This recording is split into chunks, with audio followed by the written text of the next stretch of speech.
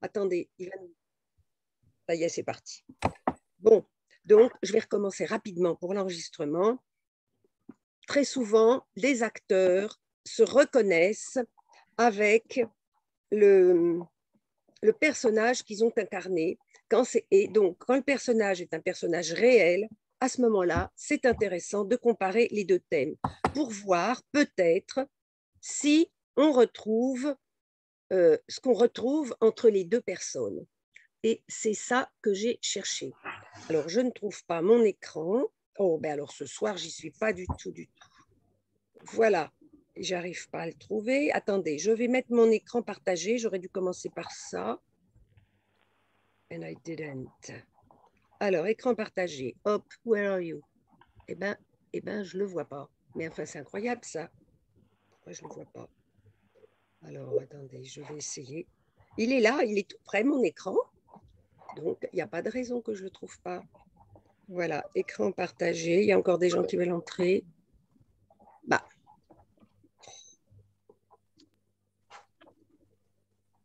Bon, il y a une dame qui veut entrer. Voilà, je la fais entrer. Et mon écran qui est tout devant, j'arrive pas. Décidément, ce soir, j'ai beaucoup de mal. Oh, je l'ai là. Pourquoi je ne l'ai pas? Je ne sais pas. Admettre. Allez, il y a une dame qui veut entrer. Oh, je suis navrée de vous faire poireauter comme ça, vraiment. Vraiment, vraiment. Hein. Le voilà. Et pourquoi j'arrive pas à le partager? Écran. Vous avez cliqué sur vous avez un bouton vert qui s'appelle Oui, partager. oui, oui, oui, oui, oui. Faut peut-être que tu l'amènes sur la fenêtre où on est tous, peut-être. Tu le transportes, tu vois, tu le mets sur la fenêtre où on apparaît, peut-être. Non, il faut qu'elle utilise le bouton partager, Oui, sinon mais elle l'a fait, elle l'a fait. C'est ce que je suis en train de faire. Oui, elle l'a fait, mais il n'arrive pas. Ouais. Alors pourquoi attendez, c'est quand même pas la première fois que je fais un truc comme ça. Là, je l'ai devant moi, mon écran. Je l'ai. Sur nos images, peut-être. Bonsoir tout le monde. Excusez-moi. Bonsoir, madame. Je suis en train de cafouiller de façon lamentable.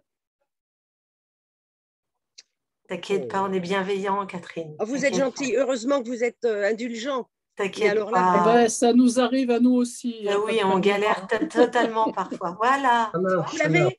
Voilà. Est-ce que vous l'avez? Parfait. Oui. Ah, et ben ça y est. Vous l'avez. Voilà. Donc, cette petite fille, elle incarne cette personne. Et donc, elle incarne Laura Ingalls. Et Laura Ingalls, elle a véritablement existé. Hein, c'est un écrivain, enfin sur le tard, et elle a vraiment existé.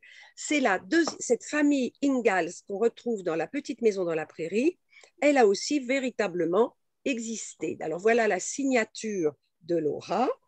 Pour vous montrer que cette famille a vraiment existé, les voilà en photo, le papa, la maman et les 4 filles, Marie, Carrie, Laura, la voici, et la petite dernière, Grace.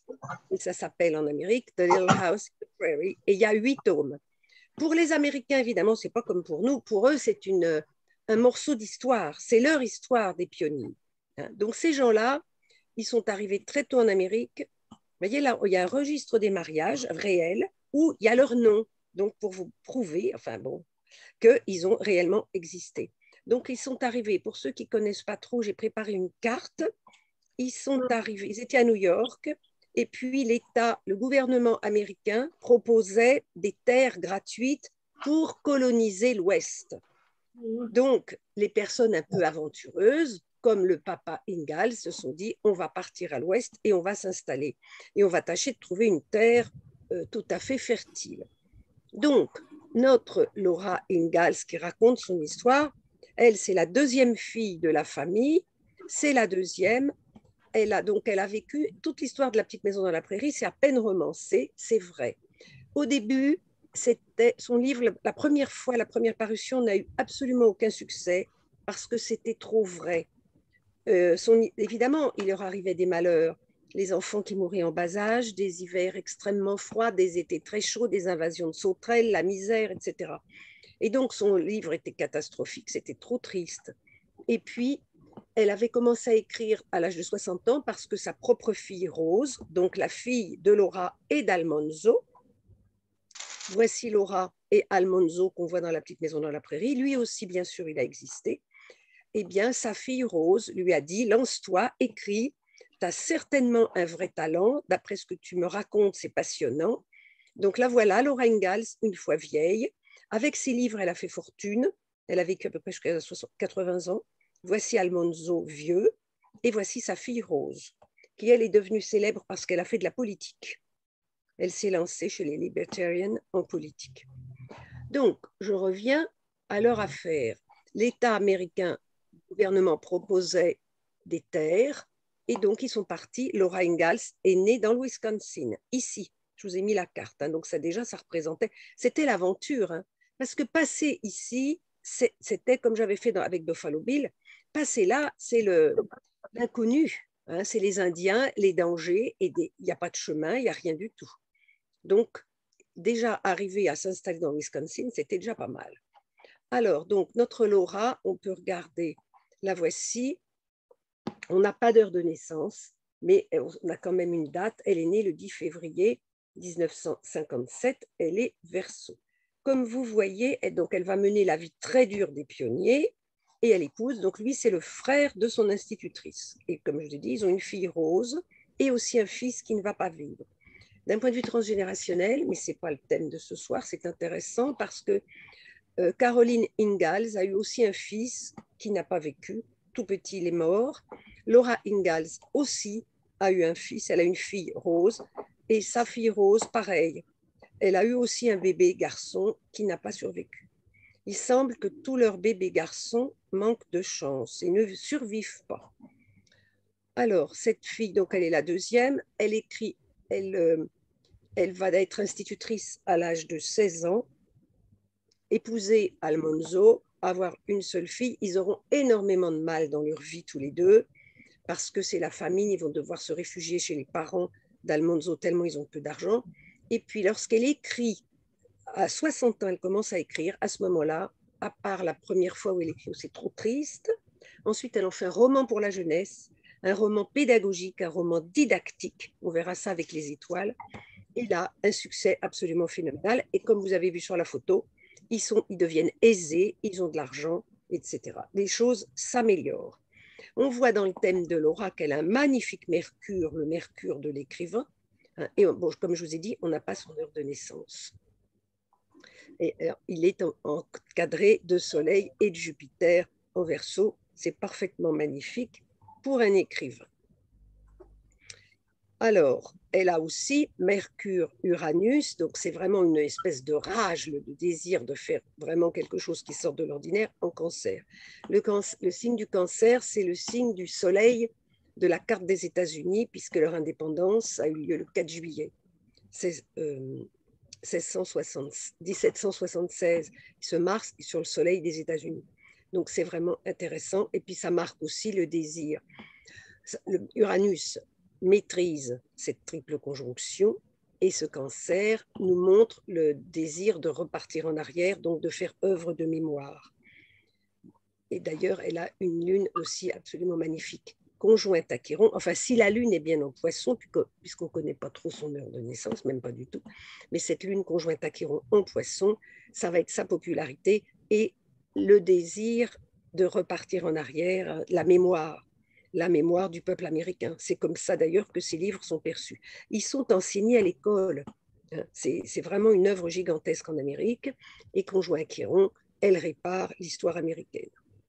Alors il faut savoir que elle est extrêmement connue, mais maintenant elle est controversée parce qu'il ne faut jamais oublier de la remettre dans son contexte. Elle va écrire les négros ou ces sales indiens parce que les Indiens, quand ils les attaquaient, ça arrivait qu'ils kidnappent les filles blanches, par exemple. Enfin, c'était des massacres de part et d'autre. Donc les Indiens, ce n'était pas du tout un folklore comme maintenant, c'était des réels ennemis. Et puis, comme ils vivent ici, elle est née là, c'est un pays nordiste, mais ça va être l'époque de la guerre de sécession. Et évidemment, elle va traiter les Noirs de façon particulièrement raciste dans ses livres, mais comme ça se faisait à son époque. Donc, on ne peut pas lui jeter la pierre parce qu'il faut remettre les choses dans leur contexte historique, évidemment. Donc, parfois, elle est remise en question.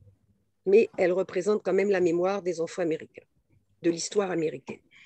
Donc, voici ce qu'on sait de Laura Ingalls, une institutrice très intelligente, et tout ce que vous voyez dans La Petite Maison dans la Prairie, dans la série, c'est réel, c'est vraiment vrai, et si vous lisez les 8 tomes, vous voyez aussi que tout cela est arrivé. Donc, elle est née ici. Alors, la personne qui l'incarne magnifiquement, c'est cette petite fille avec des nattes, Melissa Gilbert. Melissa Gilbert, elle n'a pas d'heure de naissance non plus, parce qu'elle a la particularité d'avoir été adoptée à 1 jour. Elle a été abandonnée et adoptée par la famille Gilbert à l'âge de 1 jour. Donc, on n'a pas d'heure de naissance. Mais quand on voit Melissa Gilbert, la voici plus âgée, eh bien, on se dit « Ah, voilà Laura Ingalls ». Enfin, je trouve que c'est un réflexe, parce qu'à vrai dire, elle a fait d'autres choses dans le cinéma, mais rien qui vaille La Petite Maison dans la Prairie. Elle incarne parfaitement Laura Ingalls. Alors, si elle est née avant 2h20 du matin, sa lune est bien en Poisson. Là, je l'ai mise en Bélier, mais en fait, elle pourrait être en Poisson si elle est née avant 2h20 du matin. Alors, ce qu'on sait d'elle, donc adoptée à l'âge de 1 jour, ce qui est quand même une particularité. Et puis, son père s'est suicidé, son père adoptif, quand elle avait 12 ans. Et on le lui a caché. Et on a, entre Jupiter et le Soleil, 12 degrés en direction symbolique. Elle est pressentie pour jouer, sa mère adoptive, elle a aussi un frère adoptif qui joue dans la série aussi, et les parents voulaient qu'ils soient des enfants stars, donc le personnage de Charles Ingalls l'a choisi immédiatement. Alors sa vie, elle, ça a été une vie à part cette petite maison dans la prairie, elle a une vie de vedette d'Hollywood, hein, c'est-à-dire divorcée, mariée, divorcée plusieurs fois, et elle a 2 fils. Et puis, elle a voulu faire de la politique, elle est démocrate, mais elle a dû renoncer parce qu'elle a eu des très, très, très mal au dos. Et donc, elle a été opérée de la colonne vertébrale et ça a été extrêmement médiatisé.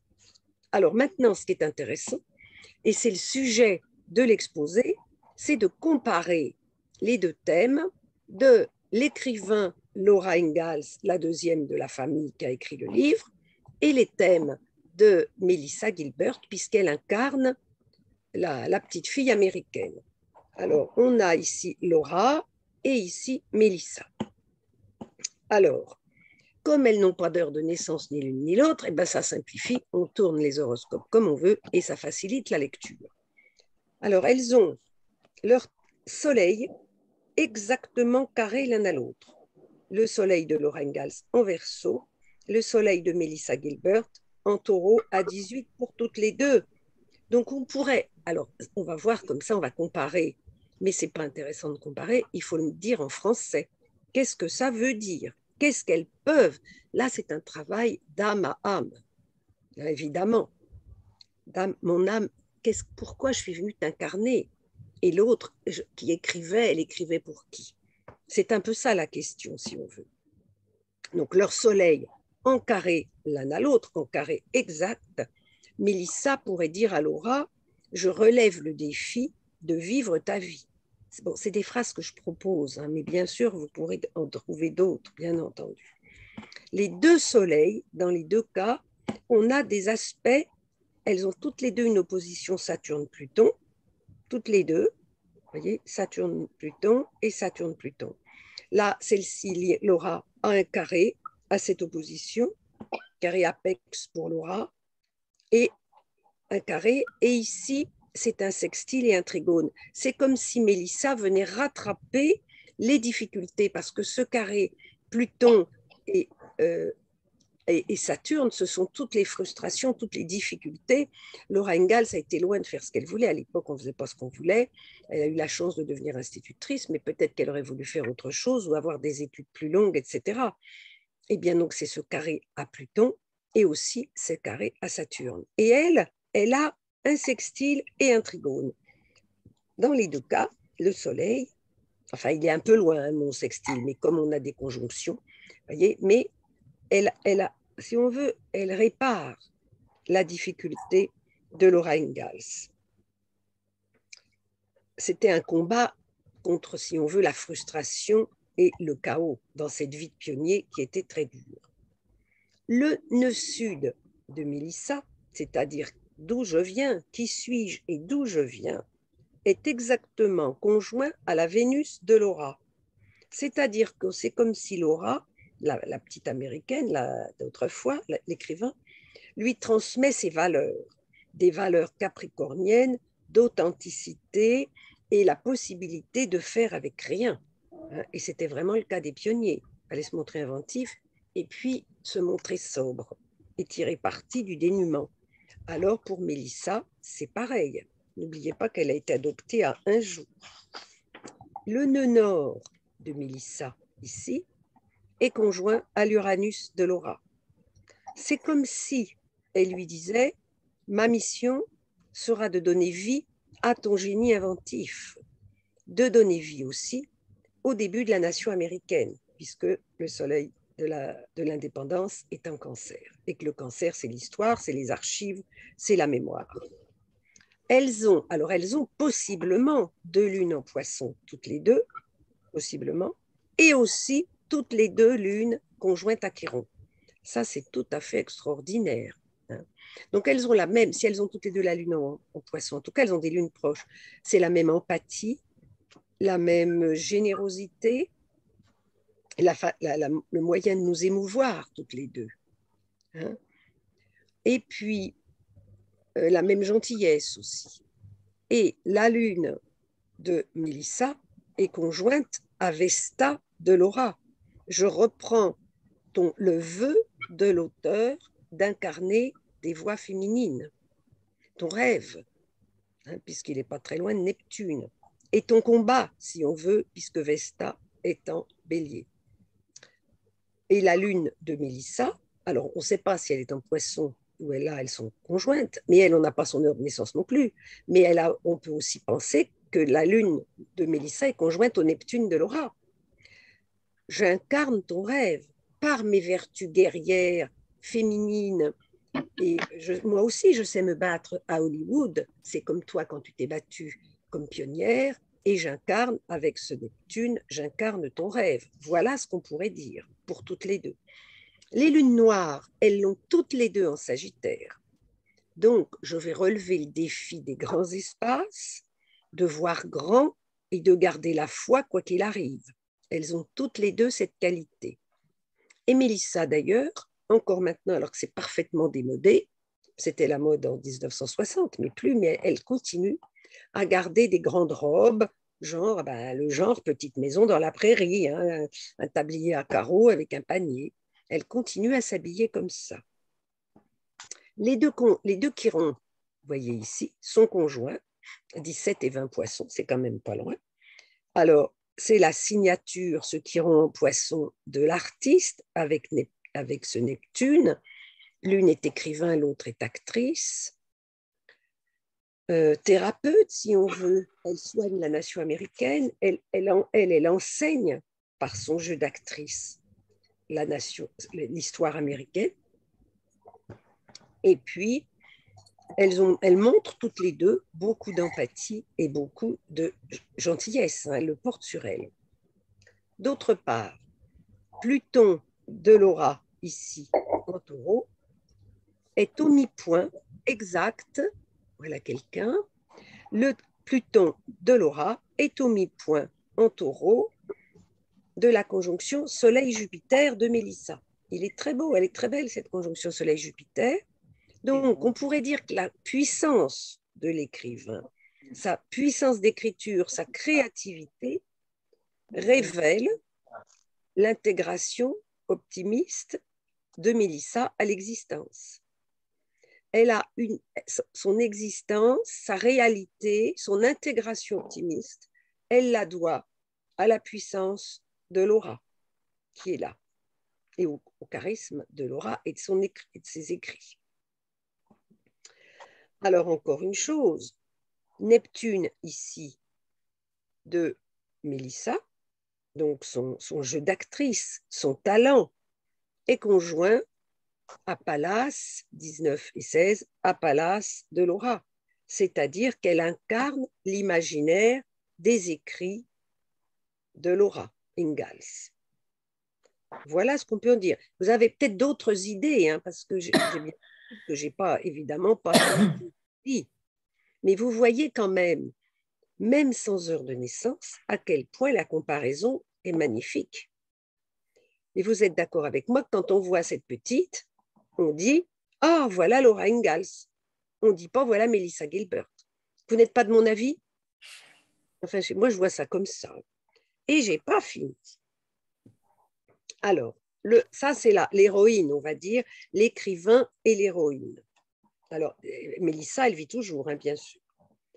Alors, après, on va passer au rôle des hommes.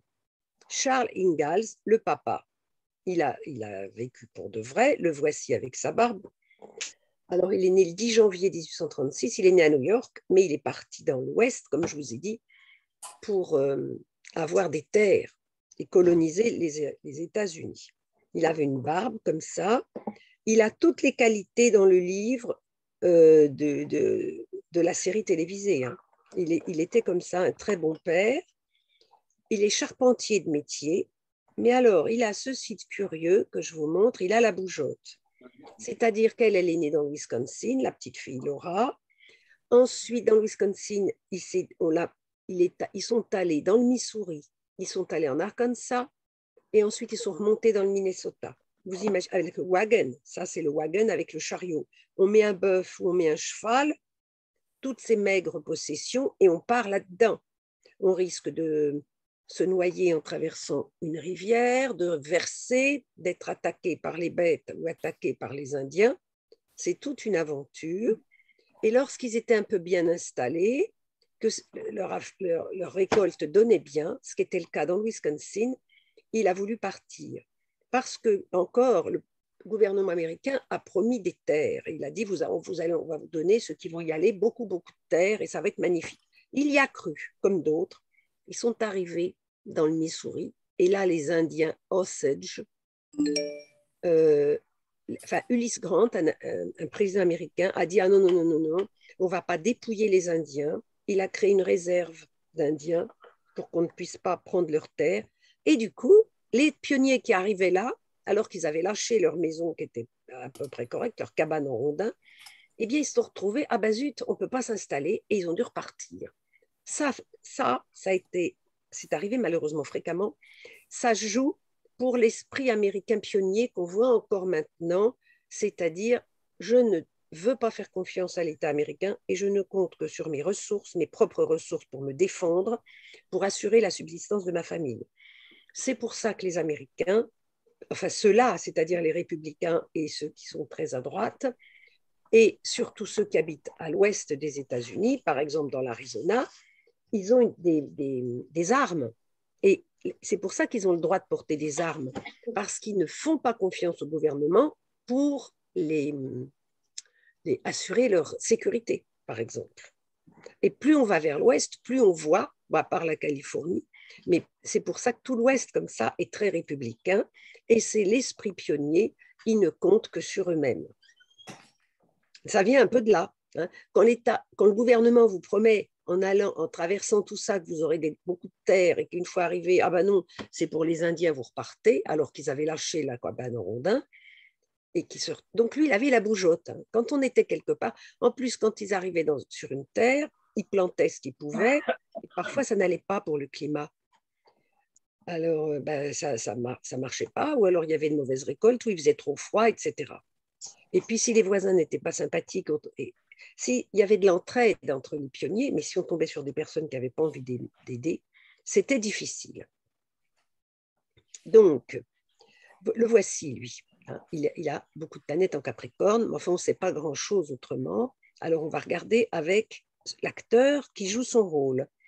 Le voici. Alors, lui, je pense que son visage vous dit évidemment davantage que le papa Ingalls. Il s'appelle Eugène Horowitz. C'est son vrai nom. Mais il a trouvé que ce n'était pas porteur. Pour faire acteur, ça faisait moche. Donc, il a choisi Michael Landon en trouvant son surnom dans l'annuaire. Et Michael Landon, ça faisait beaucoup plus Hollywood. Alors lui, c'est à peu près le seul de notre série à connaître son heure de naissance exacte. Donc, il a une mère qui est folle. Je vous raconte un tout petit peu sa vie pour vous le situer, Michael Landon. Sa mère est folle, elle le maltraite, elle est extrêmement méchante. Alors, il fait pipi au lit jusqu'à un âge avancé et elle met ses draps à la fenêtre pour que les copains, quand ils rentrent de l'école, en passant devant, rigolent. Donc, lui, il rentrait toujours très vite de l'école pour vite retirer les draps de la fenêtre pour que les copains ne voient pas les draps pleins de pipi que sa mère, gentiment, mettait à la fenêtre. Et alors, il est champion de javelot, formidablement doué. Vous voyez, il a son nœud nord en Sagittaire, Jupiter en Sagittaire. Il est très fort, très fort, très fort au sport, mais malheureusement, il se blesse et du coup, il ne sera pas champion de javelot, donc il va se tourner vers le cinéma. Il est très beau, comme vous voyez, il a beaucoup de succès. Il fume, il boit énormément, mais il est extrêmement généreux.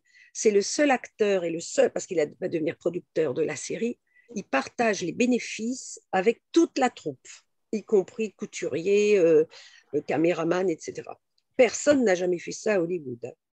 À part les salaires, ça s'arrêtait là, mais lui est extrêmement généreux. C'est lui qui choisit Laura Ingalls, parce que sa fille, elle lui était dans la même classe que la gamine, et c'est lui qui l'a choisie, et c'est lui aussi qui va choisir Caroline. Alors, il est très généreux, très sympathique, tout le monde le trouve magnifique, très gentil, tout ce qu'on voudra, on en dit beaucoup de bien, mais celle qui joue Caroline, c'est quand même plainte de harcèlement sexuel. Et il l'humiliait beaucoup. Il n'était pas si sympathique que ça avec elle. Bon, il a un sens de l'humour formidable. Alors, il va mourir après la série quand ça s'arrête. Ça a duré des années, cette série. Il meurt d'un cancer du pancréas en 1991. Alors là, évidemment, on lui pardonne beaucoup de choses. Alors, on va comparer si Michael Landon a des points communs, enfin, si on veut, des liaisons avec le vrai Charles Ingalls. Parce que, alors, lui, celui-ci, il était connu avant, il faisait la série Bonanza. Et puis, il a fait des choses à côté, mais rien à la hauteur de La Petite Maison dans la Prairie. Parce que quand on voit sa photo, ah, voilà Charles Ingalls. Alors, on va les comparer. Alors, j'ai mis ce dessin d'horoscope parce qu'ici, je pouvais mieux mettre l'heure. Je l'avais comme ça, c'était plus facile. Alors, on voit que la lune de Michael, ici, est conjointe, j'espère que je ne vais pas dire de bêtises, au nœud nord, ici, de Charles. C'est comme si la popularité de l'acteur faisait suite à la mission de vie de Charles Ingalls.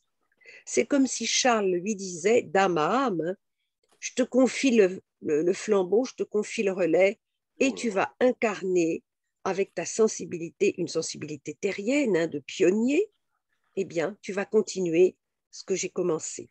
C'est un petit peu comme si c'était ça qu'il lui disait. Mars de Charles, ici, cette grosse conjonction, Mars, Soleil, Mercure en Capricorne, arrive sur l'ascendant de l'acteur. Là, on a de la chance, on a son heure, comme je vous ai dit. Alors, vraiment, il incarne, puisque c'est son ascendant, il incarne les valeurs capricorniennes traditionnelles et authentiques d'un véritable pionnier, celui qui sait faire avec rien.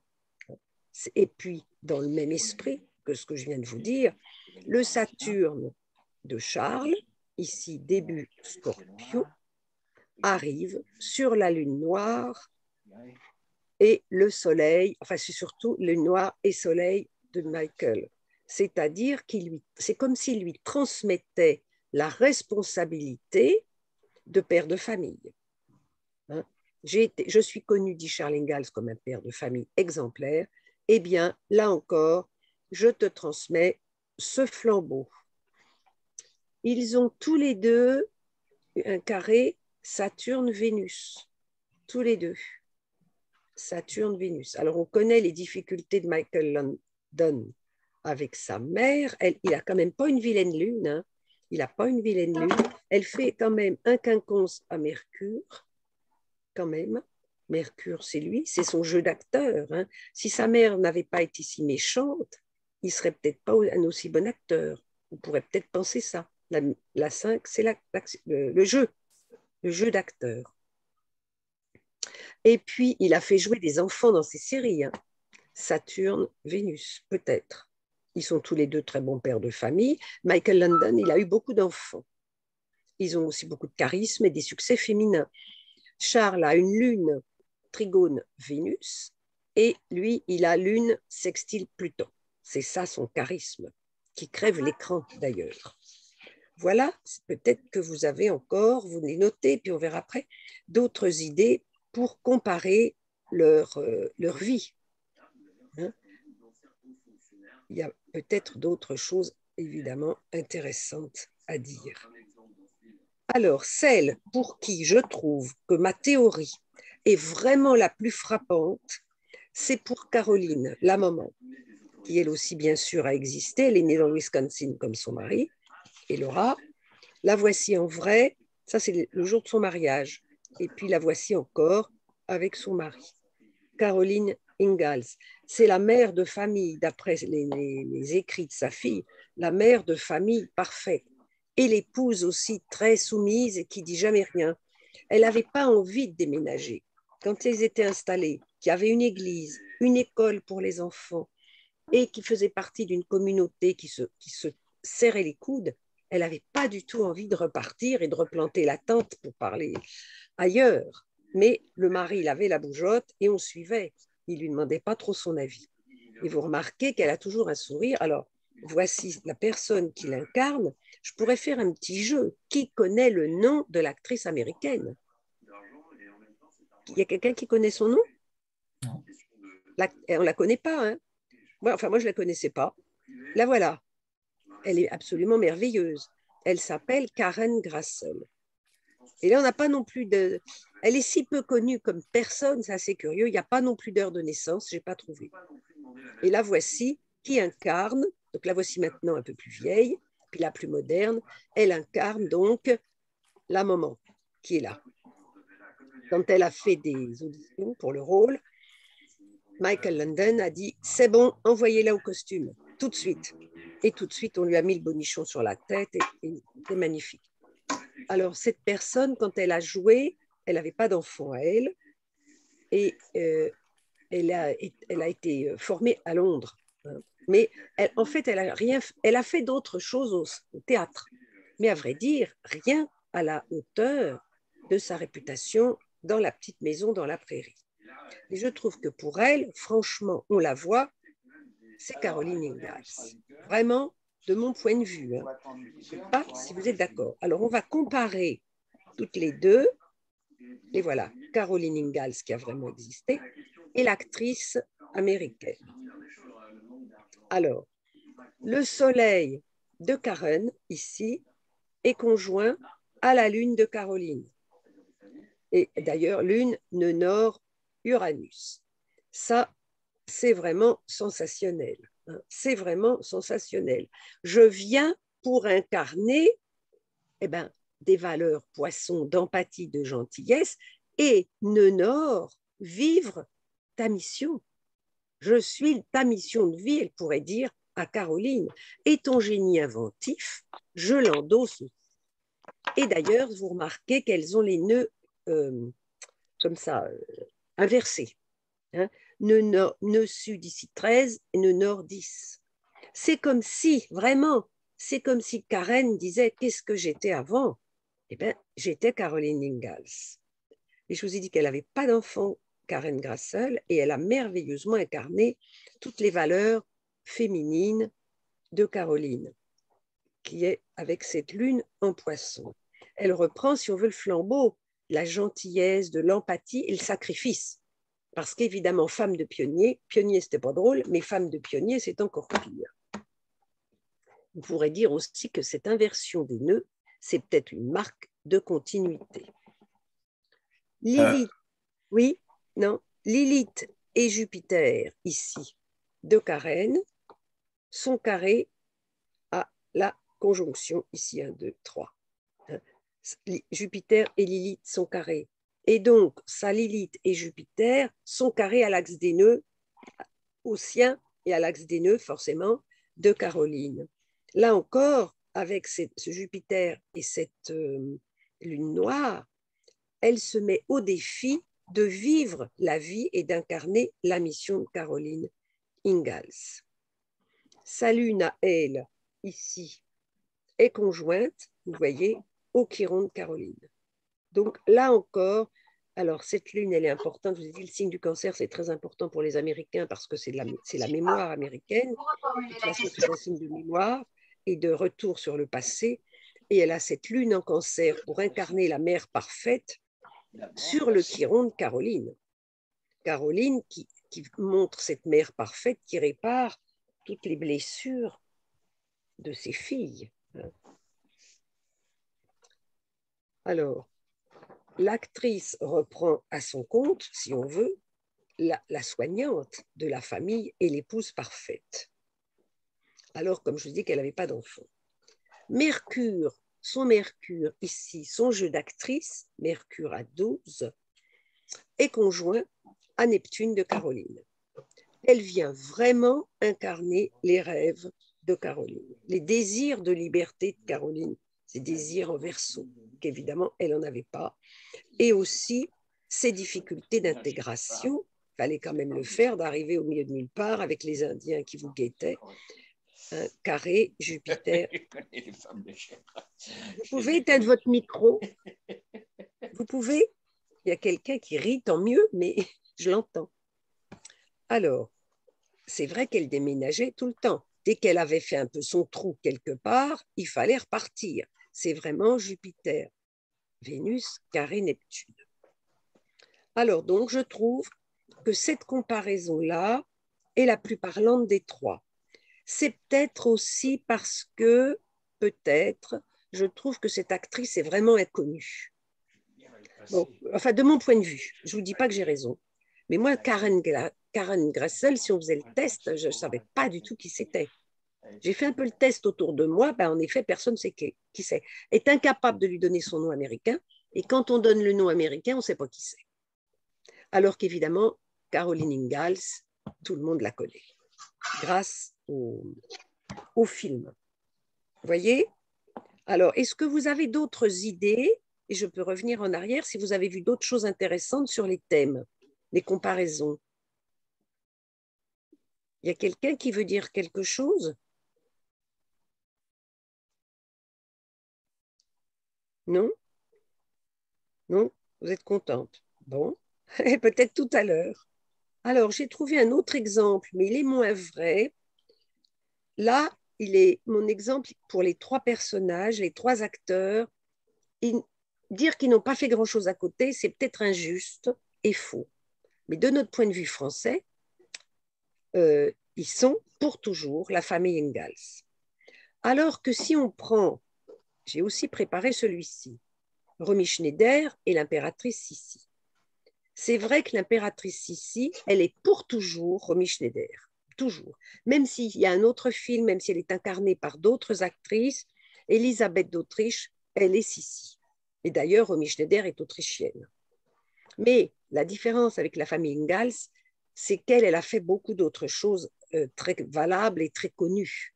Elle est restée longtemps Sissi, et elle craignait d'ailleurs qu'un rôle pareil l'empêche de faire autre chose.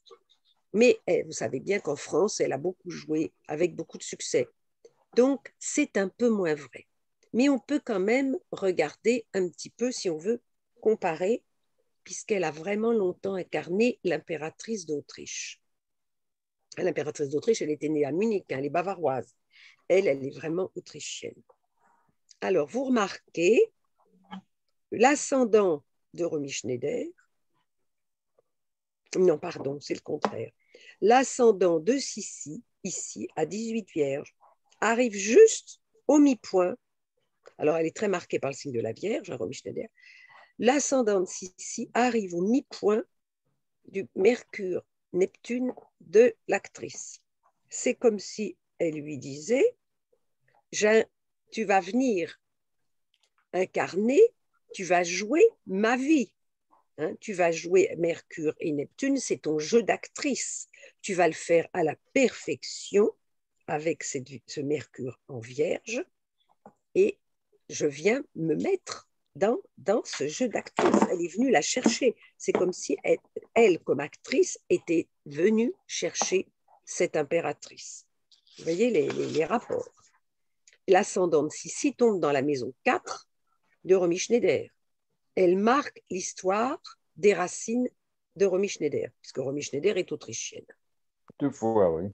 Le nœud nord ici, de Sissi, nœud nord en bélier, arrive sur Saturne de Romy. On peut dire qu'elles se retrouvent dans le chagrin, toutes les deux. Et Sissi représente, elle trace la voie, si on veut, au miroir de Sissi. Son Saturne, ici, est maître de sa maison 7.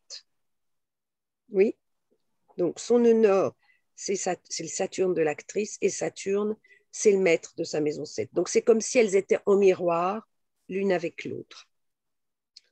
Le soleil de Sissi, ici, arrive sur son descendant, donc ça en rajoute sur ce que je viens de dire. Je viens briller ici, là c'est le miroir de la personne, si on veut. Je suis l'autre, je suis ton double, ici. List point. Alors, list point, c'est le point d'idéalisation et de perfection de Sissi. List point ici. Il arrive sur le milieu du ciel de Romy. Non, non, non, ça c'est une bêtise. List point, il arrive ici, sur son Mars. Je vais jouer ta perfection. Ton idéalisation, c'est moi qui vais la jouer avec ce Mars. Mercure en Vierge. Et ce sera parfait. Et c'est vrai qu'elle fut absolument parfaite. Parce que les films de Sissi impératrice, ils passent toujours et les enfants sont toujours aussi contents de les voir. Voilà.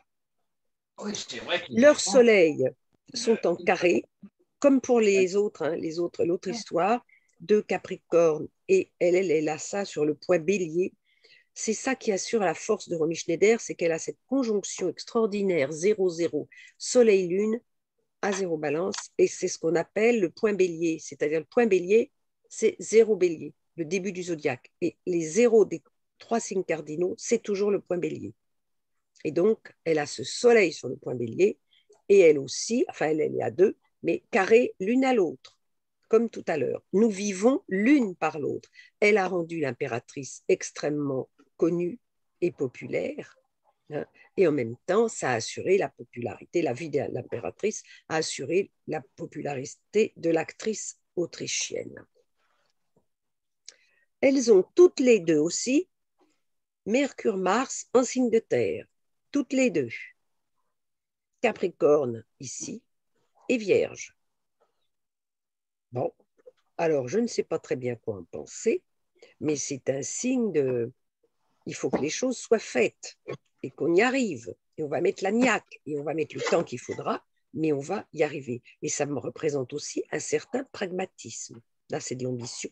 Là, c'est du pragmatisme, si on veut. Enfin, elles ont toutes les deux cette même conjonction en signe de terre. Et là, c'est en maison 4 d'ailleurs, pour toutes les deux. Toutes les deux en maison 4.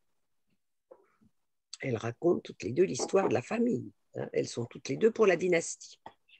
Elle assure, évidemment, c'est la dynastie autrichienne, et elle, la dynastie, elle l'incarne, cette dynastie autrichienne. Elles ont Chiron, un Chiron important, toutes les deux. L'impératrice a Chiron conjoint au milieu du ciel, et Sissi a Chiron conjoint à l'ascendant. Donc, il est très dominant pour toutes les deux, et de même que les Jupiters. Les Jupiters, c'est l'inverse, hein, pour toutes les deux. Donc, elles s'imposent, elles sont brillantes, on les connaît. Alors, on peut dire aussi avec les Chirons que leur douleur est vraiment intrinsèque à elles. Elles ont toutes les deux eu des drames, des deuils dans leur vie. Sissi, elle a perdu sa petite fille Sophie en Hongrie. Et ensuite, vous savez, le suicide de Mayerling, de son fils Rodolphe. Et elle, vous savez qu'elle a perdu un fils par accident, qui s'est empalé sur les grilles de leur propriété. Donc, elles ont toutes les deux un destin douloureux et difficile. Et est-ce que leur douleur, là, avec ces chirons importants, nous montre un chemin de guérison? La lune noire ici, de Romy Schneider, ici, à 9, est conjointe à Neptune de Sissi. Je te mets au défi d'être une légende, ou je me mets au défi de vivre ta légende. Je ne sais pas les phrases qu'on pourrait dire. Mais il y a encore là quelque chose à dire. Ce Neptune aussi, c'est la popularité. C'est l'actrice, bien entendu. Donc, elle est venue pour vivre ce rôle et incarner le rêve de l'impératrice. Elles ont encore, alors là je termine avec ça, elles ont toutes les deux une extraordinaire, c'est assez curieux, Junon au même endroit, même degré, 7 Sagittaires pour toutes les deux. Toutes les deux. Alors, 7, toutes les deux, hein, 7 en Sagittaire, bon, pas la même maison. Elles voulaient toutes les deux s'engager, Junon c'est un engagement officiel, à l'étranger. Alors, avec un conjoint étranger, ou jouer un rôle très important à l'étranger. C'est un rêve vraiment, puisque pour elle, d'abord elle est bavaroise, elle est devenue autrichienne, et ensuite reine de Hongrie. Et Romy Schneider, vous savez, sa carrière en France. C'est peut-être cette Junon en Sagittaire. Mais elles sont toutes les deux, donc elles sont comme si elles étaient partenaires pour toujours, hein, avec cette Junon au même endroit. Est-ce que là, vous avez des choses à dire, des choses à ajouter? Alors, il y a un livre d'une Anglaise qui s'appelle Alex Trenovet et elle a écrit là-dessus, mais elle ne dit pas beaucoup de choses d'astrologie, mais enfin, c'est une astrologue, pour l'acteur et son personnage. Et ça s'appelle Mirror, Mirror, c'est-à-dire miroir, miroir. C'est comme ça que s'appelle ce livre. Mais elle ne dit pas beaucoup de choses. Il y a beaucoup d'exemples, mais elle ne dit pas beaucoup de choses d'un point de vue astrologique. Voilà. Alors, pour l'astrologie, j'ai fini. On a aussi regardé. Vous avez des choses à dire pour l'astrologie ou pour les personnages ou des choses à ajouter? Quelqu'un veut dire quelque chose? On peut, hein? Personnellement, je n'ai rien ajouté, sauf que c'était très intéressant et enrichissant. Vous avez fait des belles comparaisons. Franchement, c'est le fun de voir où ce que ça nous emmène, le jeu de miroir-miroir. Merci. J'attends pas les compliments, je veux des idées. Si vous voyez d'autres choses, je remets les thèmes. Non? Ça va? Oui? J'ai pas bien compris ton histoire de miroir. C'est l'opposé? C'est les signes opposés? L'ascendant, alors oui, le descendant, si on veut, c'est l'autre, c'est son double. D'accord, c'est opposé. Dans cette idée-là. D'accord, ok. Tu vois, son double, son miroir. D'accord. Ouais. C'est comme ça que je l'ai pris. Oui. Puisque ici, son soleil, tu vois, arrive juste sur le descendant de Romy Schneider. D'accord, ok. L'autre, mon double, c'est l'impératrice. Oui? Ok. Alors, on peut regarder, si on veut, les étoiles.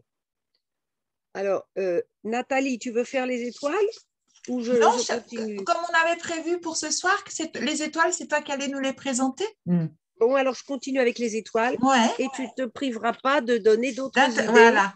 Et d'ailleurs, comme tout le public, bien sûr. Alors, les étoiles. Donc, Laura Ingalls, Melissa Gilbert, ce sont leurs vrais noms. Hein. Les voilà toutes les deux. Alors, on remarque Laura Ingalls, le nom de Ingalls, ça nous donne 2 forces ici. Hein.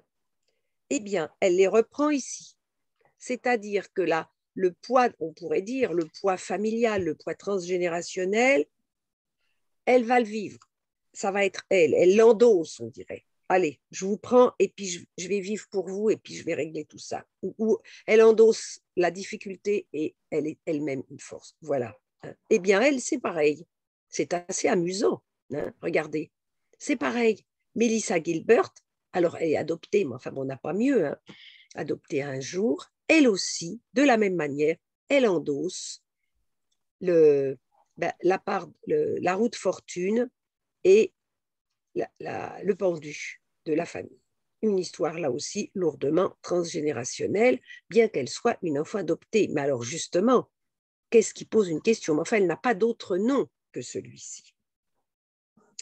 Leurs 2 arcanes clés, 7 plus 8, pour la mort de l'écrivain. Et là, la date que j'ai prise, c'est l'année où elle a été révélée au public. Elle avait 10 ans, c'est là qu'elle est devenue connue. Alors, comme elle est toujours vivante, j'ai pris cette date-là. c'est l'année, c'est le jour de la première diffusion de La Petite Maison dans la Prairie en Amérique. Et c'est là qu'elle est devenue archi connue. Eh bien, 7 et 8, pour toutes les deux, c'est un jugement. Là, 13 et 7, et puis 16 et 4. Toutes les deux, elles ont un jugement. On va vraiment, on dirait, on va vraiment réveiller les morts avec notre histoire. Hein. On va faire revivre la vie des pionniers dans le Midwest. Le jugement, il réveille les morts. Et bien là, on peut le dire au sens littéral, hein, c'est incroyable pour Mélissa. Et puis elle, quand elle est morte, eh bien, elle a laissé un empire, on peut dire littéraire. Alors, je continue. L'ermite du poste 1 de Laura, ici, il recherche, alors là aussi c'est littéral, il recherche dans sa mémoire l'enfance de la prairie, on appelle ça a prairie girl. Prairie, ça veut dire l'immensité qu'il y a plate au milieu des États-Unis. Là où les gens mauvaise langue disent qu'entre New York et Los Angeles, il n'y a rien. C'est mauvaise langue, ça. Mais bon, ça s'appelle le prairie. C'est là où il y avait les bisons, et où il y avait les sioux. Eh bien, c'est ça qu'elle fait. Elle écrit, et son talent, c'est d'écrire et de rechercher dans sa mémoire propre et dans la mémoire des États-Unis. Alors que Mélissa, elle recherche qui elle est. Mais qui suis-je? Je suis une enfant adoptée. Donc, toutes les deux, elles sont à la recherche de quelque chose. Et puis, on sait que Mélissa a très mal au dos. Donc, enfin, c'est extraordinaire, ces opérations du dos. Et donc, mon talent, c'est de chercher aussi peut-être la cause c'est une fois que j'ai tout retiré, que je suis qui vraiment, quel est mon nom. Je vais essayer de me trouver un nom et peut-être de trouver une solution pour mes maux de dos. Et d'ailleurs, on retrouve cet arcane ici dans l'abondant de Laura au poste 2. Elle va trouver un nom, elle va trouver. Et aussi, elle, savoir faire avec rien, évidemment, comme je vous avais dit tout à l'heure, avec tout ce Capricorne. Et le soleil ici de Mélissa reprend le soleil ce sont des romans extrêmement plaisants, hein, d'amitié, de fraternité, d'entraide entre les pionniers, etc. Eh bien, ici, ça reprend la façon dont Laura écrit. Mélissa aspire ici à incarner, vous voyez à quoi elle aspire au poste 13, avec la force, elle reprend les forces qui sont nombreuses chez Laura. Je vais incarner la droiture, l'autonomie de la petite pionnière qui jamais ne baisse les bras, hein, et qui elle reprend toutes les forces de Laura. Et c'est la trajectoire de Laura, ici, de tisser des liens affectifs chez Mélissa, des liens que celle-ci s'était donné pour mission d'entretenir. Je suis venue pour créer des liens affectifs, et elle l'a vraiment fait, hein, dans La Petite Maison dans la Prairie, parce que c'est qu'une histoire d'amour, toute cette petite maison. Hein, quand on voit le film, bon, eh bien, elle, c'est sa trajectoire. Elle aussi. Elles ont toutes les deux une roue de fortune au poste 17. Pour elle, c'est la bobine des films. C'est comme si Laura Ingalls, en écrivant, savait qu'on ferait des... Enfin, elle savait, évidemment qu'elle ne savait pas. Quoiqu'elle est morte en 57, hein, elle est morte tard. On allait faire des films avec son livre. C'est son modernisme, son mouvement. C'est une Verseau, hein, Laura Ingalls, puisqu'elle est née le 7 février. Le mouvement, l'avancée, l'audace. Bon, enfin, l'audace, ça c'est plutôt chariot, mais enfin, ce désir de que les choses avancent, et donc le cinéma d'Hollywood qui va guérir beaucoup de chagrin. D'accord? Ça, c'est pour toutes les deux. Maintenant, alors, lui, eux, c'est difficile. Alors, je voulais juste rajouter quelque chose. Allons-y, oui. Ce que je trouve très intéressant, c'est qu'elles ont exactement le même ancrage karmique, en fait. Donc, pour ceux qui ne connaissent pas l'ancrage karmique, c'est un arcane secret qui est l'addition de l'arcane en poste 3 et de l'arcane en poste 10. Et c'est vraiment un arcane extrêmement important parce qu'il vient nous parler des mémoires aussi bien transgénérationnelles que karmiques. Et on remarque que les deux ont une étoile en ancrage karmique. Donc déjà, voilà, c'est une similitude importante. Et celle de Laura Ingalls, elle vient d'une force et d'un amoureux. donc où on sent bien, j'allais dire, toute une dimension de besoin de guérison par rapport aux liens familiaux, avec force et amoureux, que Mélissa Gilbert va justement venir incarner par son professionnel, puisque elle a un chariot au poste 3. Donc, c'est intéressant de voir comment elles ont le même ancrage karmique, mais bien évidemment, qui vont pour chacune des deux s'exprimer avec des arcanes différents, donc avec une fonction différente. Elle l'actualise, si on veut, elle l'actualise, Mélissa. Complètement. Oui, oui. Ah, puis d'ailleurs, j'avais noté… Oui, continue. Non, voilà, c'était ça, surtout que je voulais faire remarquer, parce que ça me paraissait extrêmement important. Ah oui, oui, oui. Et puis alors, il y a aussi autre chose que j'ai noté ailleurs. Son P16 ici, elle est enseignante. Hein. Elle a commencé à être institutrice à 16 ans. Et puis, avec ses écrits, elle nous enseigne, elle nous raconte l'histoire des pionniers américains. C'est une page d'histoire américaine et aussi une leçon de vie, si on veut, hein, avec ce pape ici. Et c'est le métier de Mélissa, en poste 12, qu'on retrouve ici. Eh bien, mon métier, ce sera d'incarner la personnalité, si on veut, toute la personne qu'était Laura Ingalls. Et si on parle du poste 16, celui de Mélissa est extrêmement important, puisqu'avec un mat, quelque part, c'est une ambassadrice de la liberté. Et bien sûr, l'étoile de Laura Ingalls ne contient pas de mat en arcane apparent, mais c'est quand même son accomplissement de l'œuvre, puisque c'est l'addition de l'ermite au poste 1 et de l'arcane sans nom au poste 6.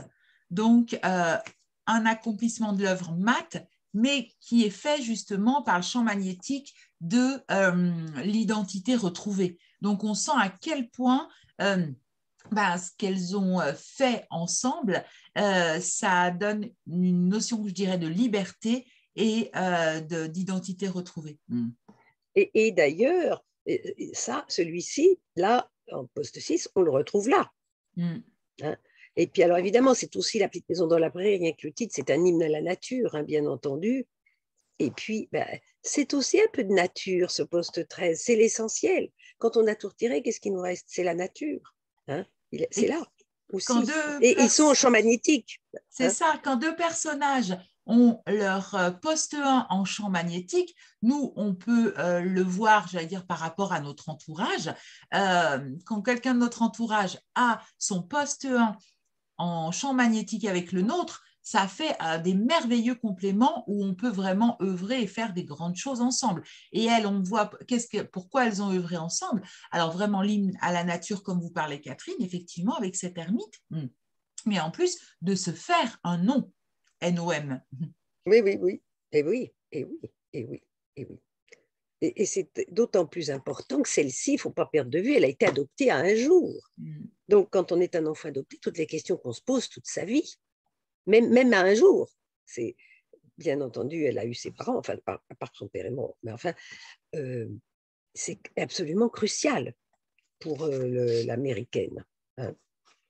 Alors, il y avait aussi, j'avais vu le soleil de Laura au poste 14, c'est le soleil du poste 6. Elle écrit, ça je l'ai déjà dit, elle écrit et elle va le répandre. Si on veut, elle diffuse, on pourrait dire ça, elle va diffuser les écrits de Laura. C'est pour ainsi dire littéral.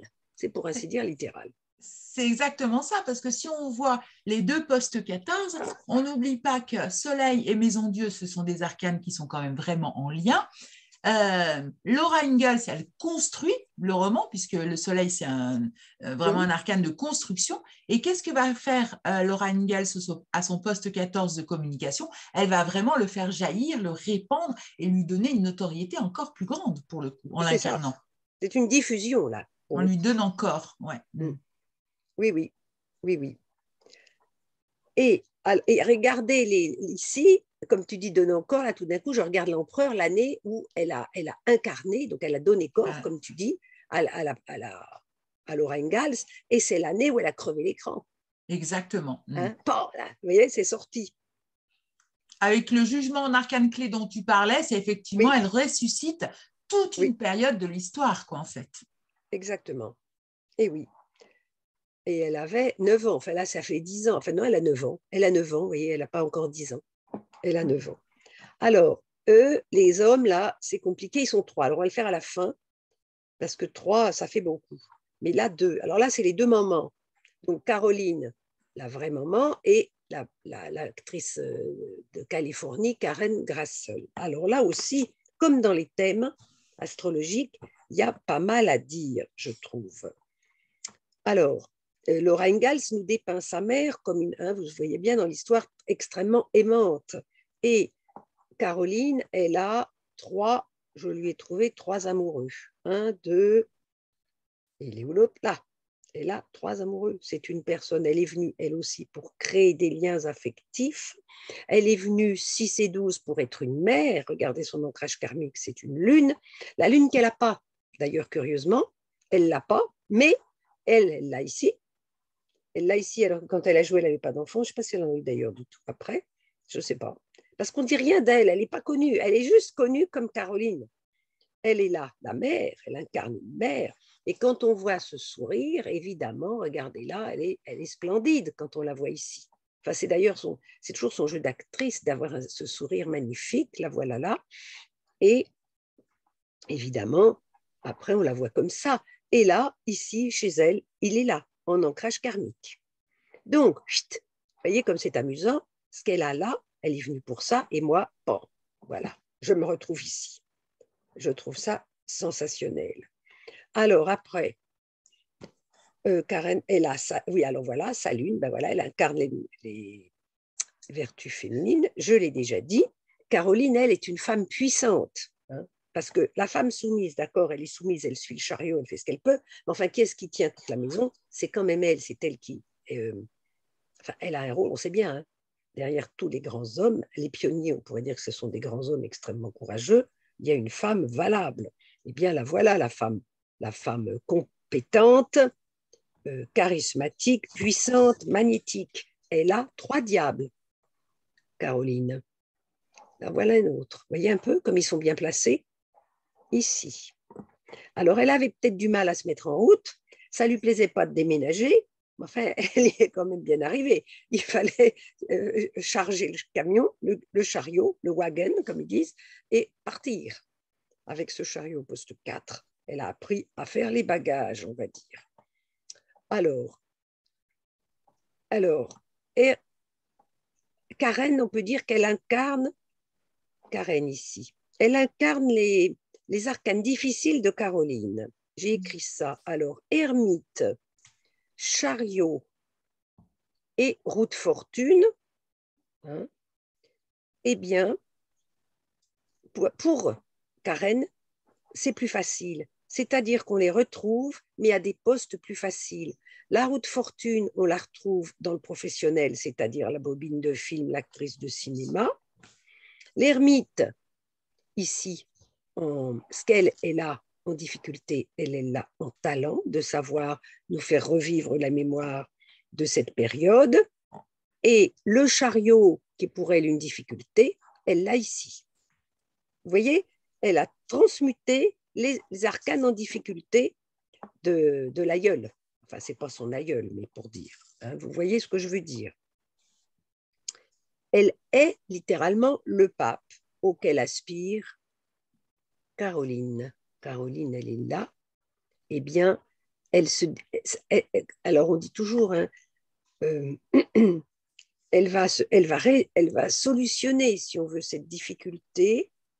Comment on va faire avancer les choses? Elle, son nom de jeune fille, c'est Lane. Enfin, le nom de sa mère, c'est Lane, et puis son père s'appelle Kinner. Et évidemment, c'est difficile pour eux d'avancer, de faire progresser leur état de pionnier, etc. Eh bien, elle en fait son métier. Là encore, vous voyez, tac, tac. Son impératrice ici, elle est venue pour parler, elle est venue pour exprimer. Évidemment, elle est extrêmement puissante ici et dire des vérités, faire parler la femme parfaite. Et elle est venue aussi pour dire la vérité sur Michael Landon, puisqu'elle l'a accusé de harcèlement sexuel et elle l'humiliait, il était tout à fait odieux avec elle. Évidemment, le livre, il a été écrit sur le tard. Hein. Bon, puis alors après, comme il est mort assez tôt, on a pu parler, puis ce n'était pas l'époque. En tout cas, elle est venue pour exprimer. Elle est extrêmement forte ici. Alors, Karen, elle a la force au poste 16, force ici, à laquelle aspire Caroline. De toute façon, Caroline, elle était obligée d'être forte et de se tenir droite, et on peut dire d'avancer. Voilà, elle voulait être impeccable, Caroline, dans l'histoire. C'est toujours la personne qui ne dit pas du mal de son prochain, qui est amie avec tout le monde, mais qui, vous voyez, elle reste toujours un peu sur son quant à soi. Ce n'est pas celle qui va cancaner sur les autres ou qui va se laisser influencer. Elle sait ce qu'elle a à faire, elle élève bien ses filles, et voilà, elle aussi. Hein, ce à quoi elle aspire. Alors, est-ce que j'ai vu autre chose? Alors, on retrouve quand même un diable. Elle n'en a pas, Karen, mais on le retrouve en tyrolienne. C'est-à-dire que les 3 diables de Caroline, elle les a en lune, moins l'impératrice, en tyrolienne d'incarnation.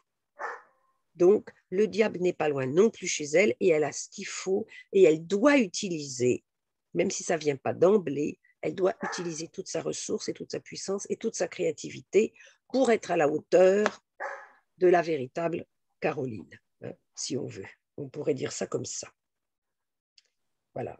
Alors, elle aspire à l'autonomie, mais elle l'a vraiment. En tant qu'actrice moderne d'Hollywood, elle l'a. Elle, c'était, on pourrait presque dire un vœu pieux, hein, quand on est femme de pionnier, et elle l'est vraiment. Oui, vous avez autre chose à dire là, sur L2? Alors là, j'ai mis aussi, alors là, c'est la date de sa mort, et là, c'est aussi le lancement de la série. Voilà, alors là, bon, ben, ça ne correspond pas. Hein. 12 et 5, ça fait 17. Bah oui, elle est devenue, on peut dire, elle est devenue une étoile à ce moment-là, hein, puisqu'elle est devenue extrêmement célèbre d'un coup. Et puis, elle est très, on peut dire que cette série, elle est extrêmement guérisseuse, cette étoile. Hein. Et ça correspond à l'ancrage karmique de Laura Ingalls. Oui. Bon, voilà, c'est bon. Mais je suis sûre qu'on peut trouver encore beaucoup de choses. Hein. Oui. Alors là, c'est plus dur, parce que je ne sais pas lequel prendre, puisque lui, il s'appelle, on parle de celui-là, hein, ce gars-là, qu'on soit bien d'accord, hein, c'est lui. Lui, avec le papa, puisque c'est le même personnage, le vrai papa et l'acteur. Alors, leurs étoiles, comme l'acteur, il s'appelait Eugène Horowitz et que c'est pas porteur, c'est pas beau, il ne trouvait pas que ça faisait acteur, donc il s'est appelé Michael London. Alors, peut-être vous allez m'aider à savoir ce qu'on fait avec ça. Comment on va faire avec E3? Moi, ça m'a paru compliqué. Hein. Il m'a paru que l'étoile de Michael était plus prometteuse. Je trouvais qu'on y retrouvait plus d'arcanes de Charles que chez Eugène, ce qui n'est pas étonnant, puisqu'il a pris ce nom d'acteur. Vous voyez ce que je veux dire? La différence, elle est ici, dans la colonne de lumière, évidemment, elle est dans l'identité. Hein. C'est-à-dire que là, il cherche qui il est, par exemple, qui suis-je? Et là, eh ben, j'entreprends, je vis le pionnier. Vous voyez, c'est assez amusant, ça. On pourrait déjà le comparer comme ça, puis après rajouter celui-ci. Vous voyez ce que je veux dire? C'est assez saisissant quand même. Qu'est-ce que vous en pensez? Je trouve que 3, c'est beaucoup. On pourrait dire que cette étoile, c'est une étoile de malheur, puisque c'est le petit garçon Eugène qui était absolument maltraité par sa mère. C'était un enfant martyr, hein, pour dire. Elle était folle. On peut dire que c'était un enfant martyr. Pourtant, il a une belle lune, et cette belle lune, c'est peut-être cette tempérance au poste 1. Enfin, là aussi, il l'a. Mais il a tout de même 4 ermites quand il est Eugène, quand il est si malheureux. Il a 4 ermites. C'est l'ermite que je trouve intéressant parce que qu'on prenne l'identité d'Eugène ou celle de Michael, eh bien, cet ermite, il va dans tous les cas se retrouver au poste 16, qui est quand même un poste extrêmement important, hein, puisque c'est celui qui va regrouper et l'identité et la totalité de la date de naissance. Donc, ça veut dire que c'est celui qui nous représente dans notre globalité. C'est intéressant de voir un petit peu comme si qu'on change de nom, finalement, on n'échappe pas à son ermite, on n'échappe pas à son destin. Et le petit clin d'œil quand même que cet ermite, c'était quand même le poste 1 de Laura Ingalls. Oui. Et donc, bien évidemment, qui va faire référence à la nature, hein, du titre de La petite maison dans la prairie, et puis le fait de se tourner sur le passé, toute cette dimension de l'ermite. Donc, c'est cette notion-là. Oui, mais oui. Ils ont le vrai Charles Ingalls, il a cette lune ici, cette difficulté, et ils l'ont aussi là, tous les deux. Enfin, oui, forcément. Hein. Mais vous voyez, on la retrouve, cette étoile ici. Est-ce que c'était difficile de garder la foi quand on était un pionnier, par exemple? Faut y croire. Allez, on remballe, on abandonne la cabane, on abandonne même un pays, un endroit où les récoltes étaient bonnes, on était bien installé, bien inséré, on était prospère, on lâche tout, on s'en va. Il fallait beaucoup de foi. Hein? Et lui aussi. Ils ont tous les deux cette étoile mal placée, on va dire. Difficile. Cette étoile en souffrance. Oui, cette étoile en souffrance qui a peut-être pris naissance avec la maltraitance maternelle et qui peut, bien évidemment, si elle n'excuse rien, hein, mais elle peut expliquer que Michael Landon ait pu être aussi maltraitant envers les femmes, puisque Karen Grassel s'est plainte de harcèlement à son égard.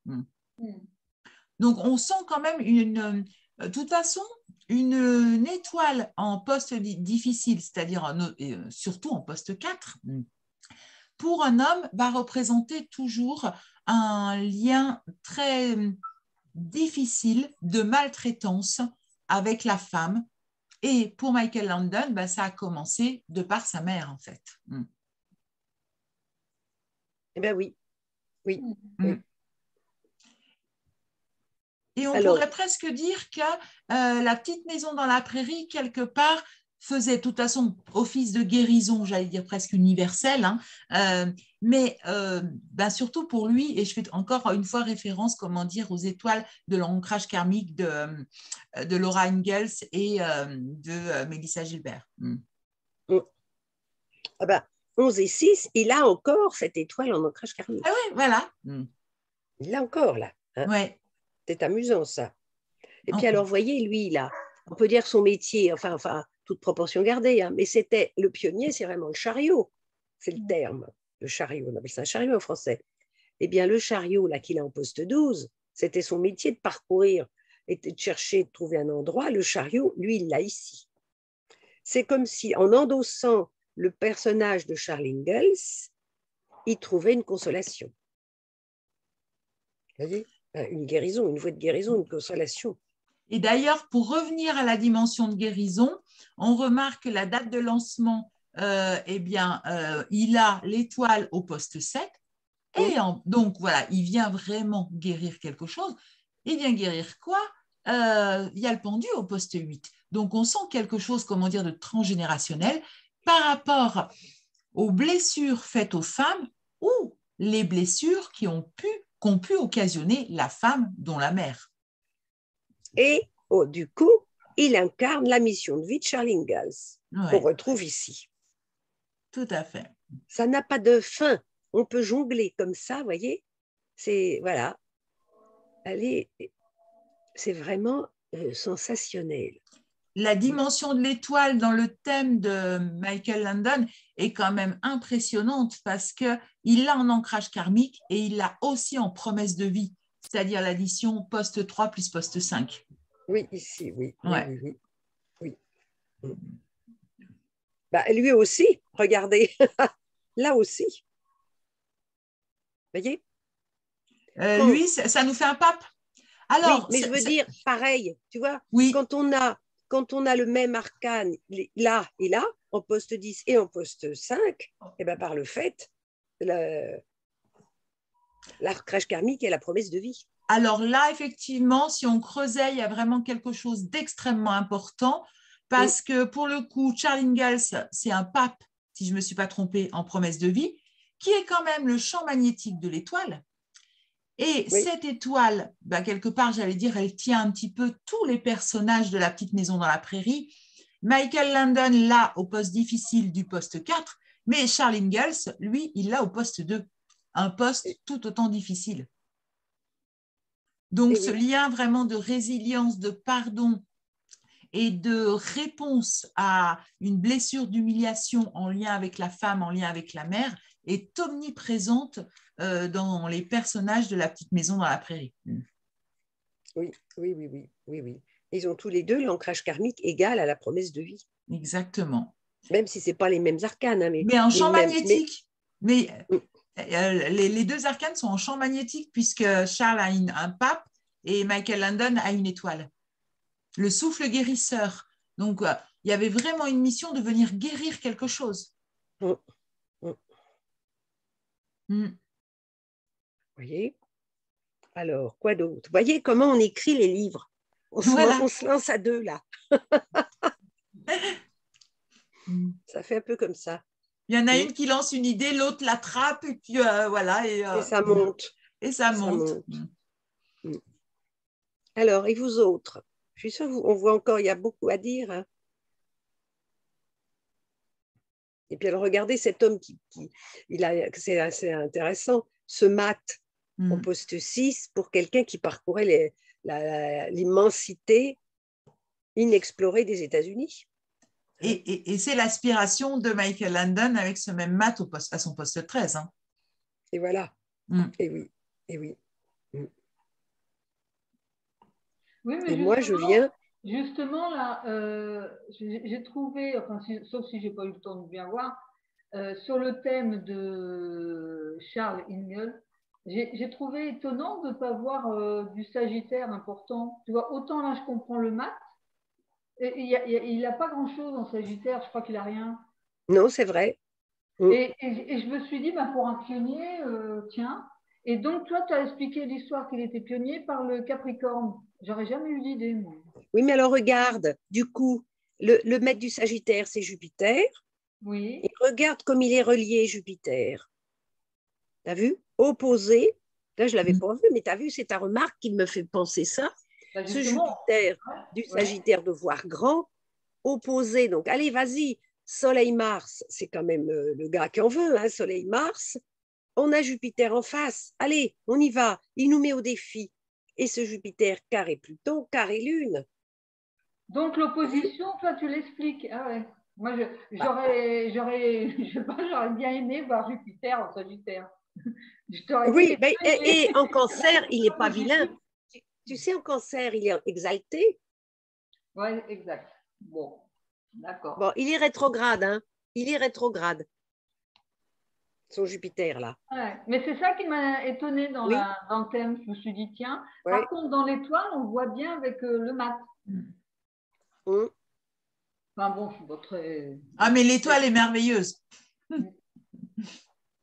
Mais par contre, tu ne crois pas que chaque acteur, quand le film est bon, c'est qu'il s'investit dans le rôle de celui qui a écrit. C'est pour ça que tu as des films, je dirais, alimentaires, et tu as des films où tu dis, ce type, tu as l'impression de revoir quand tu as lu un bouquin. Tu ne crois pas? Oui, c'est lui, tu te dis, c'est lui. Oui, voilà. Mais c'est ça le rôle de l'acteur, non? Regarde, toi, tu lis un livre, tu es sensible à ce qui se passe, c'est parce qu'il y a peut-être une connexion, mais sans aller chercher… Ah, tu veux dire que c'est son boulot de rendre les choses aussi bien? C'est son boulot. Soit il le fait très bien parce que ça dépasse le boulot et donc tu as une forme de connexion. Et c'est pour ça qu'il y a des films qui sont super. Et puis il y a des fois, l'acteur, pour moi, c'est un film alimentaire parce qu'il n'est pas rentré en connexion. Oui, tu n'as pas tort. Hein? Oui. Non, puis alors, il y a des grands rôles. Alors, qu'est-ce qui fait que… des séries américaines, il y en a, hein, évidemment, ils sont champions. Mais celle-ci, c'est la plus mondialement diffusée, paraît-il. Enfin, on regarde les chiffres, la plus appréciée. Et Et ça, M6, c'est sur M6, ça continue à apparaître. Et là, cet après-midi, c'était amusant parce que j'ai emmené ma petite fille à la bibliothèque. Et qu'est-ce qu'elle avait réservé? Moi, je ne savais pas ce qu'elle avait réservé. Elle n'était pas allée avec moi la dernière fois. Elle avait réservé la petite maison dans la prairie. Donc, elle demande ça à la dame qui tient au bureau, là. Oh ben, j'en suis pas revenue. Enfin, je sais qu'elle les lit.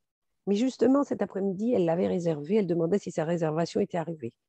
Donc, dans les bibliothèques, ils l'ont toujours. Ils le commandent, ils l'ont, et il est toujours emprunté, et il est toujours, alors les 8 tomes, hein, tout le truc, et c'est toujours aussi apprécié. Oui, mais alors dans ce cas-là, est-ce que, je ne sais pas si ça se fait, ça, c'est de prendre le nom du feuilleton, le nom de ce que tu veux, et monter une étoile. Et là, tu vois pourquoi ce qu'elle a écrit, c'est devenu ce feuilleton. Enfin, c'est vrai, ce feuilleton, cette série, tu vois ce que je veux dire? Oui, oui, oui. Bon, je ne sais pas ce que ça donnerait d'ailleurs. Mais bah, c'est toujours intéressant à faire.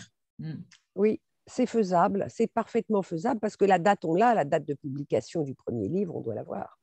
Quoique le premier livre, il s'appelait, alors il ne s'appelait pas comme ça, il s'appelait La petite maison dans les grands bois, le premier. D'ailleurs, il est là-haut. Je crois bien que c'est celui-là que j'ai mis, peut-être bien. Maybe, on va aller voir. Ah ben non, je ne l'ai pas mis. Ah si, le voilà. Il est là. Vous voyez, La petite maison dans les grands bois. Ça doit être l'un des premiers. Il n'a eu aucun succès. Ah ben du coup, il n'avait pas de succès celui-là parce que c'était trop vrai, trop réaliste et trop triste du coup. C'était sinistre, c'était très dur, évidemment. Alors, elle a recommencé, elle l'a amélioré avec les conseils de son éditeur et de sa fille. Et du coup, La petite maison dans la prairie, ça passait mieux. C'est vrai que si on faisait les 2 étoiles, peut-être qu'on verrait que l'une est plus porteuse que l'autre. Elle a adouci les malheurs. Oui, sûrement. Elle a dû jouer sur le côté de la famille, l'amour dans la famille et tout ça. Voilà, oui. Et tout à fait la fonction de l'étoile dans le tarot. Hein. Et montrer comme la vie de pionnier était formidable et comme ils étaient de bons chrétiens et compagnie. Hein. Oui. Et encenser plutôt la vie dans la nature plutôt que de montrer toutes les difficultés. Oui, sûrement. Parce que c'était indigeste ce qu'elle avait écrit. Mais ça, c'est la première édition probablement. Alors, c'est marqué, hein, 1817. Ah non, ça c'est l'éditeur qui a commencé en 1817. Enfin, on doit pouvoir trouver la date, il n'y a pas de raison. Parce que par exemple, pour Harry Potter, on l'avait trouvé quand on avait fait... John Rollins. Oui, Rollins. Et ben, on avait trouvé le jour où le premier, la sortie. Alors, évidemment, la date, après, il faut trouver. Hein, le jour où il sort en librairie, par exemple, le premier jour. Oui, tu as raison, ça doit être intéressant. On ne l'a pas fait. Hein. Vous avez fait déjà pas mal de trucs. Hein. Voilà. Alors là, vous la voyez, elle dédicace ses livres, elle a du succès, elle est contente. C'est super. Ça sonne, les affaires reprennent. Ouais. Ça fait rien. Voilà, vous avez d'autres choses à dire? Oui, moi j'aurais bien aimé qu'on s'attarde un peu plus sur cette lune conjointe à Chiron dans les 2 thèmes de Laura et Mélissa. Là, voilà. Oui. Oui. Même si, bon, voilà, on ne connaît pas la position exacte de la lune, mais enfin, je me demandais, est-ce que dans le cas de Mélissa, ça n'évoquerait pas l'abandon de la mère, la blessure maternelle, enfin... Oui, c'est possible, hein, bien sûr, oui. Et je sais pas, cet aspect de Chiron est quand même important dans les 2 thèmes. Donc, et se demander qu'est-ce qui pourrait expliquer, que chez Laura Ingalls, à quoi est-ce que ce serait lié? Parce que là, il n'y a pas d'histoire d'abandon. Peut-être que chez Laura Ingalls, c'est une mère consolatrice, une mère guérisseuse. Peut-être, je verrais ça comme ça. Oui, mais qui la guérirait de quoi, par rapport à où serait la blessure d'origine? C'est toutes les blessures d'enfance. En fait, on n'en sait rien, mais toutes les blessures d'enfance. Quand quelque chose ne va pas, sa mère est toujours là. Dans toute l'histoire, sa mère est toujours là, avec sa douceur, vous savez, pour arranger les choses, enrober, trouver des excuses. Et d'ailleurs, tiens, je pense à un truc, les parents Ingalls, ils sont des gens adoptants. Vous savez, dans l'histoire, souvent, il y a un garçon qui vient vivre avec eux. Vous vous souvenez? Il y a un garçon, à un moment, il y a un petit garçon brun qui vient vivre avec eux. Ils l'ont pris sous leur aile, quoi. Ils l'ont adopté. Enfin, pas officiellement, parce qu'à l'époque, ça s'arrangeait facilement. Mais c'est peut-être ça aussi, la façon dont elle dépeint sa mère. Et puis, il faut dire aussi que Laura Ingalls, elle a perdu un fils, comme sa mère, un bébé. Elle a eu une seule fille, Rose, que je vous ai montrée, et elle a perdu un bébé. Melissa Gilbert, non, elle n'a pas perdu de bébé. Je crois pas. Enfin, je crois pas, mais elle a eu 2 fils, elle, de 2 mariages différents. Dans tous les cas, on voit que la porte invisible de Laura Ingalls est à peu près à 15 degrés de la Vierge. Donc, dans le signe de la Vierge, qui indique souvent une blessure par rapport aux maladies, justement, par rapport à des problèmes concernant la santé. Donc, ça peut être notamment une des blessures. Ça serait là, oui, à peu près. Ouais. Tu veux dire parce que c'est en maison 6? Non, parce que là, il n'y a pas de maison. Le thème de Laura n'est pas domifié en termes de maison, mais par le fait que c'est dans le signe de la Vierge. Et le signe de la Vierge, bien évidemment, nous ramène à toutes les notions d'hygiène, de lien avec le corps. Et donc, comme c'est le lieu de la blessure existentielle, ça laisse fortement entendre des mémoires de problématiques de santé, en tous les cas, de problématiques en lien avec le corps. Ce que n'évoquerait beaucoup ce Pluton-Taureau, alors bien sûr, Pluton-Taureau, c'est une position, comment dire, très générationnelle, mais ce Pluton-Taureau, il est quand même en carré avec Jupiter, avec Mercure. Donc, je pense qu'il y a des blessures vraiment de mort d'enfants. Mais regardez, là aussi, on a la même conjonction. Exactement. Je n'avais même pas vu, moi. Mais j'ai le nez dans le guidon. Jupiter, Mercure, Jupiter, Mercure. Et dans le même, non pas dans le même ordre, mais enfin, après on a le Soleil, là aussi. Regardez, Jupiter, Mercure. Oui. Et pour les deux, Melissa Gilbert et Laura Ingalls, sa porte invisible est quand même très proche, pour ne pas dire conjointe, à Junon. Donc, comment dire, il y a une blessure en lien justement avec la notion de l'engagement et de l'âme sœur, très importante.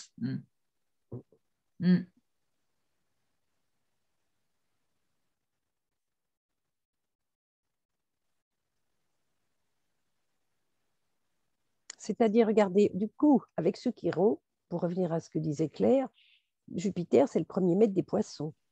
Eh bien, elle a écrit sur cette blessure, Laura. Bon, j'aurais été sérieuse, j'aurais relu les 8 tomes. À vrai dire, je n'ai pas été sérieuse. Mais enfin, c'est peut-être pas perdu. On peut relire les 8 tomes pour voir vraiment de l'intérieur, bien comme il faut, bien sérieusement. Mais elle écrit sur cette blessure, maître de Chiron, et sur sa mère. Et elle, c'est pareil. Mercure, Jupiter. Jupiter, maître de Chiron et de Saturne. En poisson. Hein? Et ce Jupiter, maître des 2 lunes noires, puisqu'elles ont quand même toutes les 2 la lune noire en Sagittaire. Là aussi, nous avons un problème, une histoire de foi, de grands espaces, enfin tout le Sagittaire, là, qu'il s'agit d'exprimer pour toutes les 2. Et Jupiter maîtrise ça, chez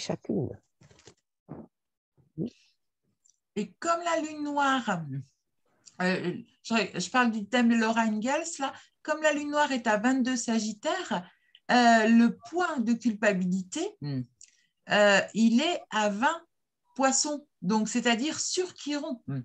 Donc il y a vraiment, comment dire, la culpabilité d'une blessure ancienne, certainement, comment dire, en lien avec la mère, en termes de mémoire, hein, moi je parle, qui est quand même fortement marqué dans le thème de Laura Ingalls. Hein. Et de Melissa Gilbert aussi, puisque les Chiron, voilà. Regarde, il est pareil. Oui, tout à fait. Toutes les deux pareilles. J'allais rechercher sur le thème de Melissa si on retrouvait la même chose, et effectivement. Eh bien oui, on retrouve la même chose. Ouais. Il y a une immense blessure d'amour liée à une culpabilité. Et je reviens toujours à mon étoile évolutive, mais l'étoile, l'arcane 17 de l'étoile évolutive, quand on voit à quel point elle est importante dans les mémoires de chaque personnage, et que l'étoile, c'est quand même l'arcane de la guérison, je pense que cette série, elle a fait vraiment son œuvre thérapeutique pour l'écrivain, pour les acteurs, et puis après, par redondance, pour son public aussi.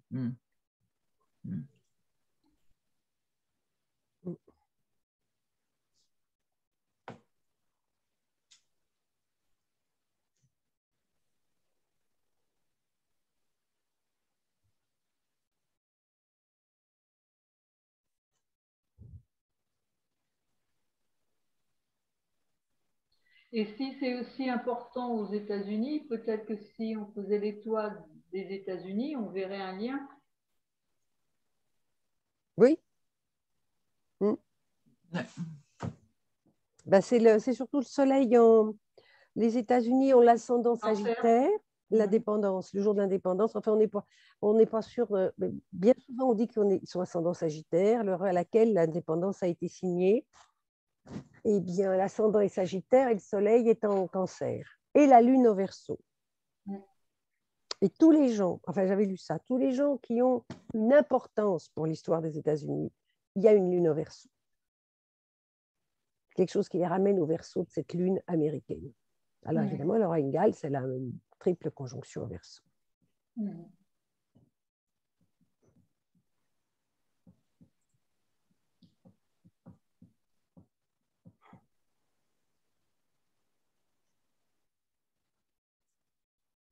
Oui.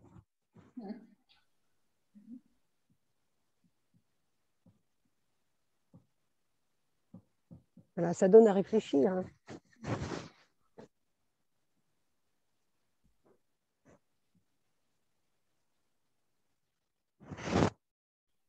Alors, on pourrait aussi s'amuser à regarder pour d'autres films, d'autres acteurs, évidemment, hein. Des rôles extrêmement marquants, comme ça.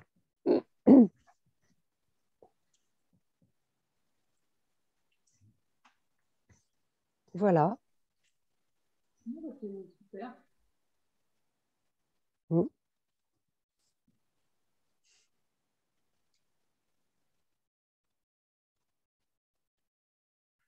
Je vais vous laisser.